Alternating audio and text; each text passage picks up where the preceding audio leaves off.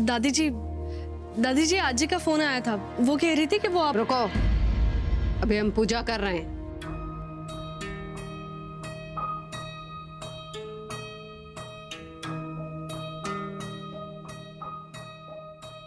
दादी जी आज जी कह रही थी कि वो आपको फोन करेगी और। बस मुंबई वाली, अब तुम्हें चापलूसी करने की कोनो जरूरत नहीं है। कहा है कि तुम आजाद हो अब, इसलिए तुम्हें जहां आना जाना है वहां आओ जाओ। हमारी तरफ से कोनो रोक टोक नहीं है तुम्हें। दादी जी सुनिए ना, हमें आपसे कुछ कहना है। बस मुन्ना, हमने तुम्हें अपनी कसम से आजाद किया, इसलिए तुम्हें जो करना है वो करो। अब इससे ज्यादा हमें तुमसे और कुछ नहीं कहना है।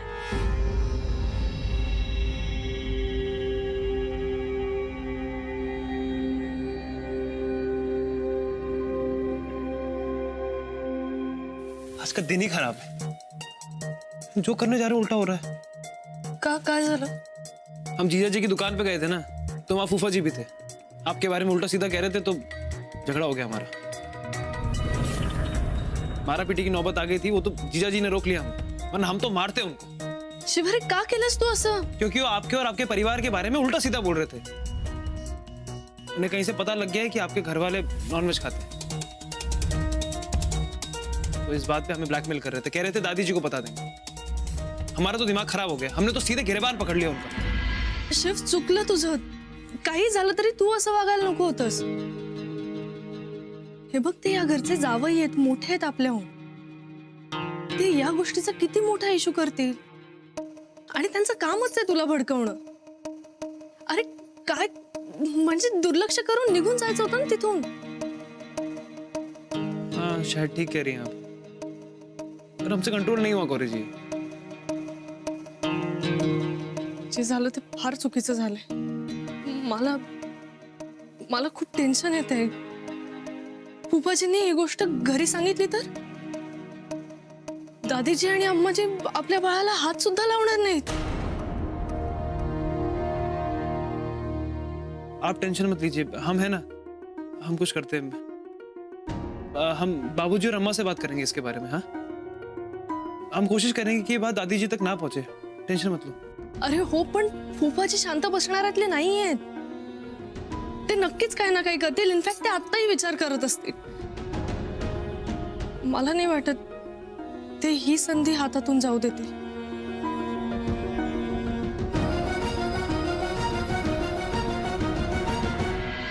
सच्ची? अरे सच्ची मुच्ची गोमती।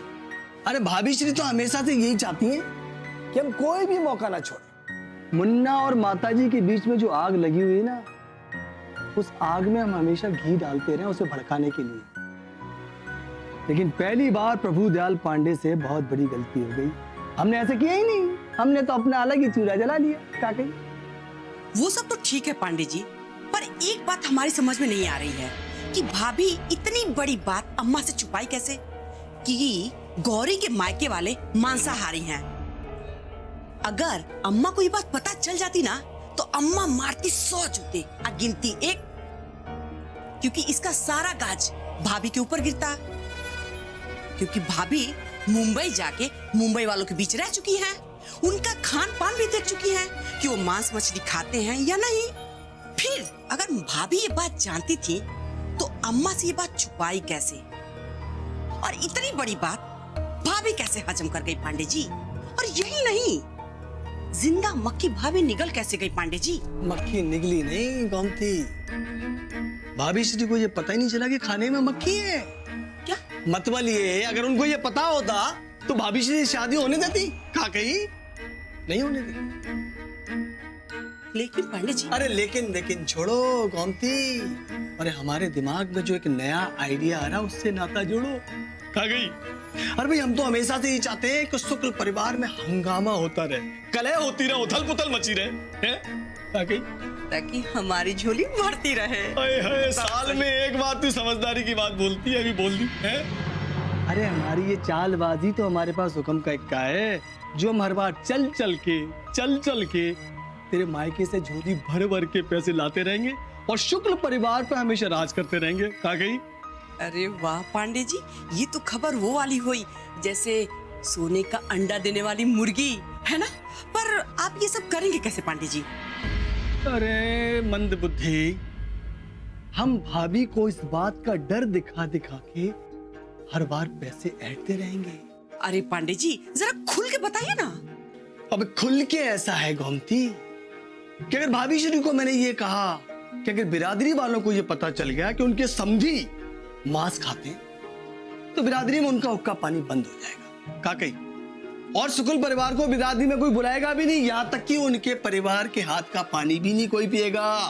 का कही? हाँ ये सब तो ठीक है, पर आगे आप भाभी को क्या कहने वाले हैं ये बता दीजिए। इसके बाद हम कुछ नहीं कहने वाले, क्योंकि भाभी कहेंगी और वही करेंगी। वो हमारे मुंह को बंद रखने के लिए उसमें सोना चांदी हीरे जवाहरात नोट डालती रहेंगी, डालती रहेंगी, डालती रहेंगी। का कही? अरे वाह पांडे जी वाह, आपने तो बहुत अच्छी खबर सुनाई। आपके मुंह में घी शक्कर पांडे जी, और हमें सोने का हार। अरे वाह पांडे जी वाह।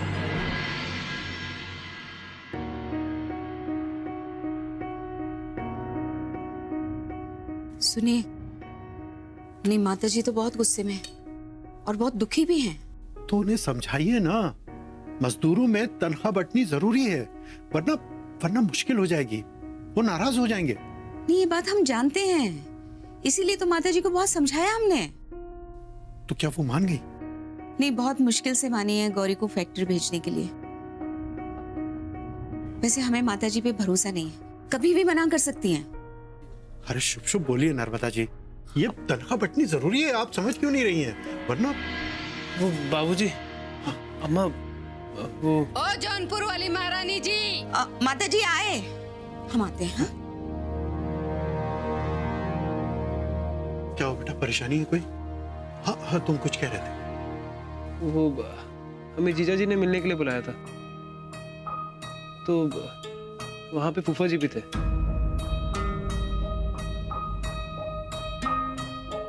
हमारा झगड़ा हो गया उनसे वहां पे, मतलब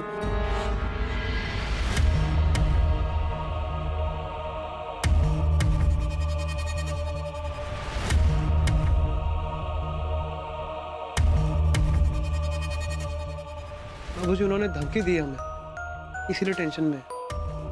बात तो टेंशन की है बेटा, हमारे घर में तो मांसाहार नहीं चलता, लेकिन गौरी और उसके परिवार का मांसाहारी होना, ये खबर तो माता जी के लिए बहुत बुरी खबर है। पर बाबूजी शादी के बाद गौरी जी ने छोड़ दिया है, उन्होंने तो हाथ तक नहीं लगाया नॉनवेज को। चलो ये भी अच्छी बात है, कम से कम इस बहाने माता जी का गुस्सा कुछ कम हो जाएगा, लेकिन फिर भी कुछ भी हो सकता है। बाबूजी अब क्या करें, मतलब कैसे संभाले सिचुएशन को? तुम परेशान मत हो, हम कुछ करते हैं। अब बस तुम इस बारे में किसी से कोई जिक्र नहीं करोगे, ठीक है? हम अभी प्रभुदयाल जी से बात करते हैं।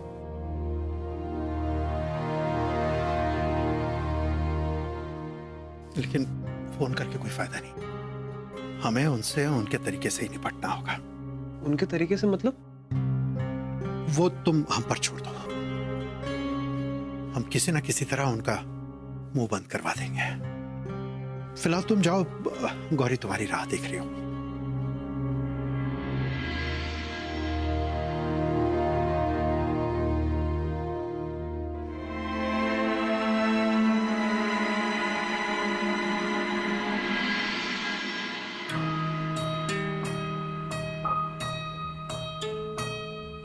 माता जी चाय ले लीजिए। मन नहीं है हमारा, ले जाओ। आपका भी मन नहीं है? नहीं माता जी, हमारा भी मन बहुत बेचैन हो रहा है। पता नहीं हमारी दाई आंख ना बार बार फड़क रही है माता जी। ऐसा लग रहा है कि जरूर कोई अपशगुन होने वाला है। माता जी हम नाश्ते की तैयारी करते हैं, आप नाश्ता करने आ जाइएगा। हाँ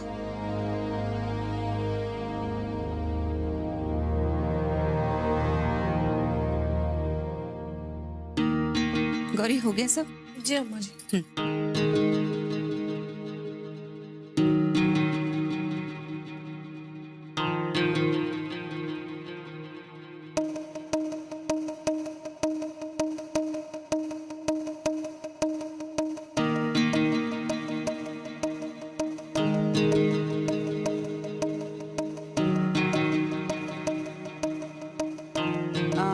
गौरी तुम भी बैठो, नाश्ता कर लो। नहीं नहीं अम्मा जी, मैं बाद में सबके साथ खा लूंगी। हमने कहा ना बैठो और नाश्ता कर लो। चलो। जी। जय हो। हर हर महादेव शंभु काशी विश्वनाथ गंगे। जय भोलेनाथ। जय भोलेनाथ प्रभु। आइए माता जी, हम आपका ही इंतजार कर रहे थे। वैसे तबीयत तो ठीक है ना आपकी? काय पूछ रहे हो? तुम कौन हो, डॉक्टर हो का?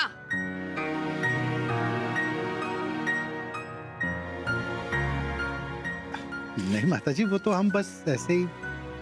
कोनो जरूरत नहीं है, हम एकदम टनटनाट हैं।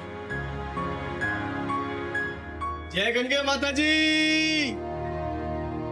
जय गंगे साले साहब, जय गंगे भाभी श्री। जय गंगे। बैठी बैठी जीजा जी, बैठी नाश्ता कीजिए। कैसे सुबह सुबह कैसे आना हुआ? अरे भाभी श्री, हम सुबह सुबह इसलिए आए हैं कि आपकी ननद ने बड़े प्यार से अचार डाला है और उन्होंने हमसे कहा कि हम फौरन पहुंचा के आए, इसलिए हम लेकर आए। कहा कहीं ये देखो कटहल का अचार है। रुके दामाद जी।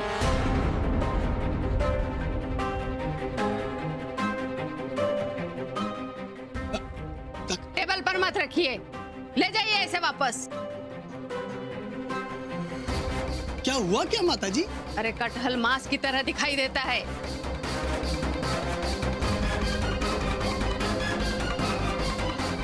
इसलिए हमारे घर में वर्जित है।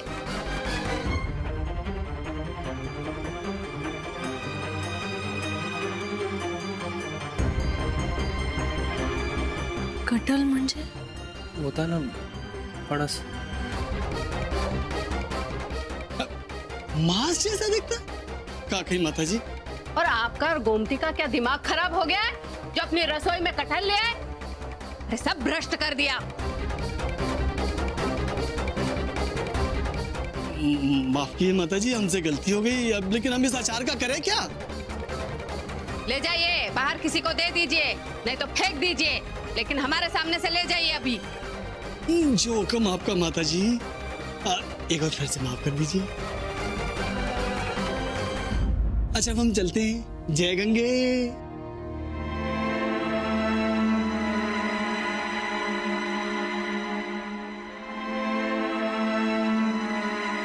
जय गंगे साले साहब, जय गंगे भाभी श्री। जय गंगे। हे भोलेनाथ। जय गंगे माता जी। जय गंगे। जौनपुर वाली जी। हम दालान में बैठे हैं, हमारा नाश्ता वहीं ले आओ।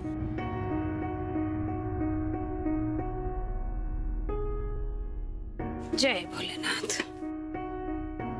मुन्ना, तुम गौरी को ले जाना बेटा। जी बाबूजी। जाओ गौरी अंदर जाओ, हम नाश्ता वहीं भिजवाते हैं।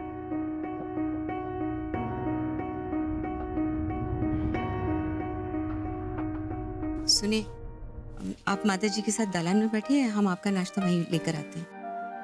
हाँ लेकिन वो हमसे ठीक से बात भी नहीं कर रही हैं। तो क्या हुआ? अरे दो बातें सुन लीजिएगा, माता जी हैं आपकी। देखिए, उनको इस समय अकेला छोड़ना ठीक नहीं है। बहुत दुखी हैं वो और गुस्से में भी है। हाँ, ये तो ठीक कह रही हैं आप। हम जाते हैं उनके पास। जी।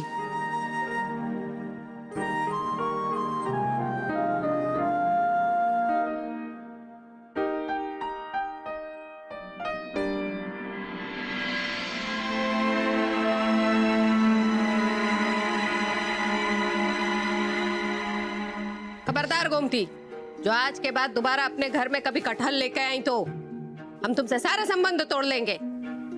अच्छा अच्छा, अब ये माफीनामा बंद करो और अपने पूरे घर को गंगा जल से शुद्ध करो। और हाँ, पंडित जी को बुलवाकर हवन भी करवा लेना। अच्छा, अब हम फोन रखते हैं।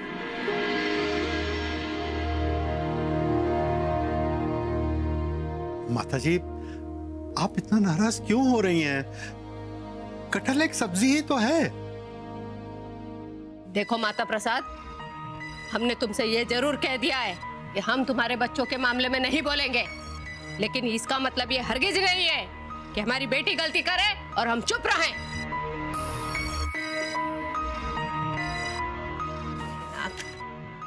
माता जी, नाश्ता कर लीजिए। ले जाओ, हमें भूख नहीं है। लेकिन हमें तो भूख लगी है। अब आप नहीं खाएंगी तो हम कैसे खा सकते हैं? ये अच्छा है, पहले अपनी माँ का दिल दुखाओ और फिर जताओ जैसे बड़ी परवाह है तुम्हें। लाओ जौनपुर वाली, लाओ, थोड़ा खा लेते हैं। नहीं, वो कहा है कि ये भूखा रहेगा तो पाप हमें लगेगा। लाइए लाइए, खाइए, लीजिए मैम। हमें भी दीजिए। जय भोलेनाथ। जय भोलेनाथ।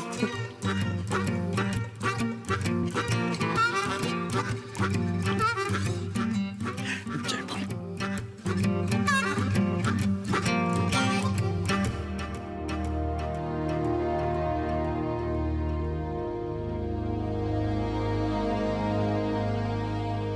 हे भगवान, ये माता जी तो बहुत ही नाराज हैं। समझ में नहीं आ रहा है कि इनकी ऐसी नाराजगी के चलते हम नॉनवेज का मसला कैसे हल करेंगे।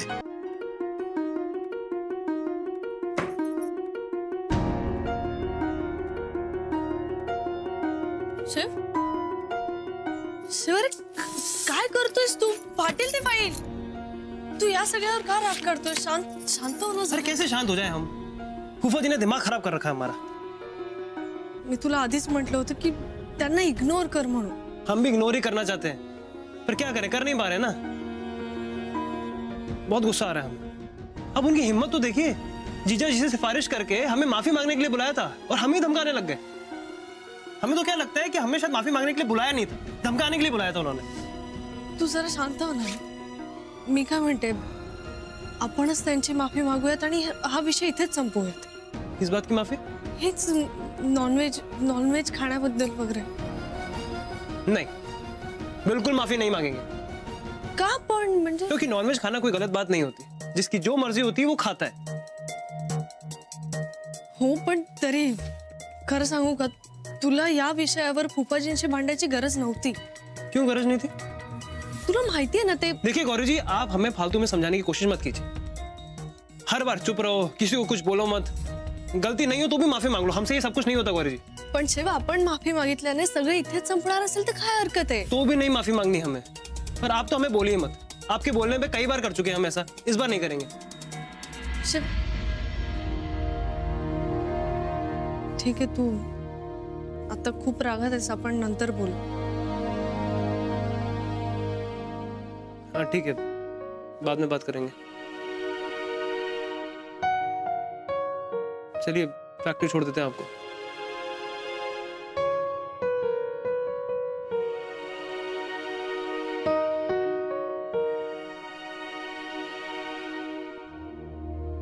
मजा आ गया।